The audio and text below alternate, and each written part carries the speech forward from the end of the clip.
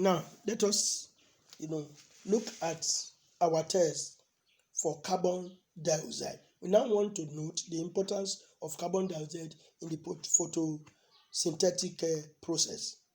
Now, in this experiment, you are given two pots of plants, potted plants that have, been grown in a pot. So we are dealing with plants in isolation now.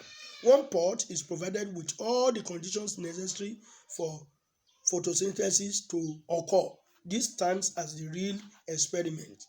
The other pot is given all the conditions necessary for photosynthesis except the carbon dioxide in this case. But there is a question that is painted down here. How do we now remove the carbon dioxide? Now look at the setup here. This is a setup to remove carbon dioxide from the environment of a plant that is surviving and carrying out photosynthesis. Now, the potted plant is put in a bell jar.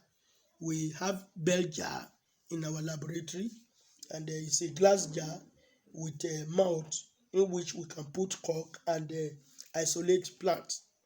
Now, the potted plant is placed inside the bell jar and wrapped with a polythene bag, only to leave out the stem growing with the leaves. Then a plate of potassium hydroxide is put beside the potted plant inside the bell jar. This is to absorb the carbon dioxide that is in the environment. Potassium hydroxide only absorbs carbon dioxide, so leaving all other components of the air around the plant.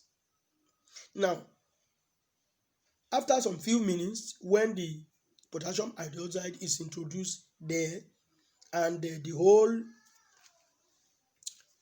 setup is cooked, then we are going to have air without carbon dioxide around the plant.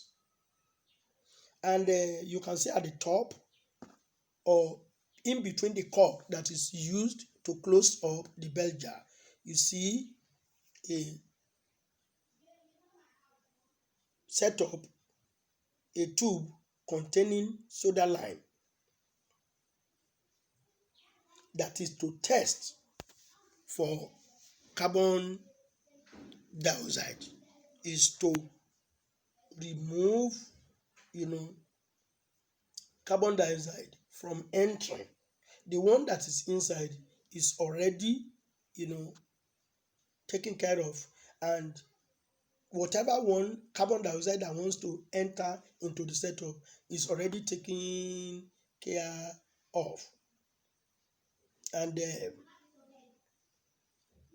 the one inside, the potassium hydroxide inside, is to take care of the carbon dioxide inside, as well as those ones that are released by whatever soil organism there.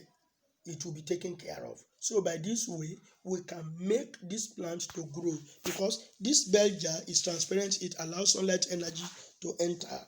So we can make this plant to grow in the absence of carbon dioxide.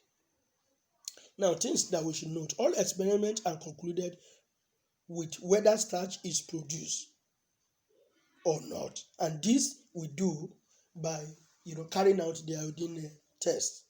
Now, there has to be a suitable control to compare the results. So what we do, while we set up this experiment to exclude carbon dioxide, then we also set the same experiment as a control, where we allow carbon dioxide to enter through the lid, and we will also not introduce potassium hydroxide inside the bell jar to make sure that carbon dioxide is available. So in the risk experiment, we exclude carbon dioxide. In the control experiment, we allow carbon dioxide to be present. These are things that we should note.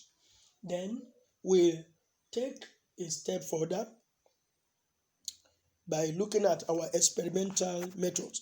Why do we do things, carry out specific steps when we are carrying out experiments? We have a table of steps, method, and reasoning. Reason why we have done it. 1. We boil the leaf in water to kill off the cells, to inactivate the cells. 2. The leaf is boiled in ethanol to extract chlorophyll because ethanol dissolves lipids in cell membranes. We boil in ethanol to extract the chlorophyll, and that one makes us to be able to see the result of our test clearly. Now, point number 3, we soften the leaves in hot water. So, leaf is boiled in hot water or dipped in hot water to soften it, and this allows penetration of iodine into the leaves when the iodine test is to be carried out. Now we treat number 4, we treat the experimental leaf with iodine to confirm the presence or absence of starch in the leaf. If starch is present, iodine turns dark blue or purple in color, and if starch is absent, there won't be change in color. The iodine will just retain its natural color. Now, this is how a leaf that has been tested for starch looks like. Now, in that experiment with carbon dioxide, in that experiment with carbon oxide, if you look at this picture, look at it very well. You see the one with CO2, the dark blue, color of the test of iodine shows here.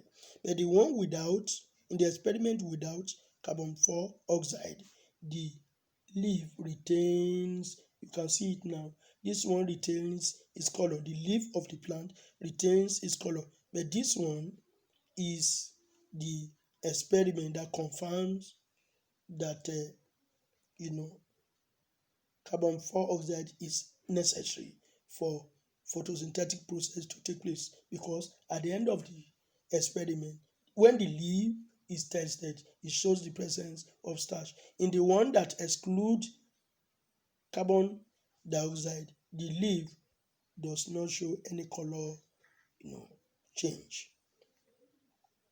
Then we can move on and on like that.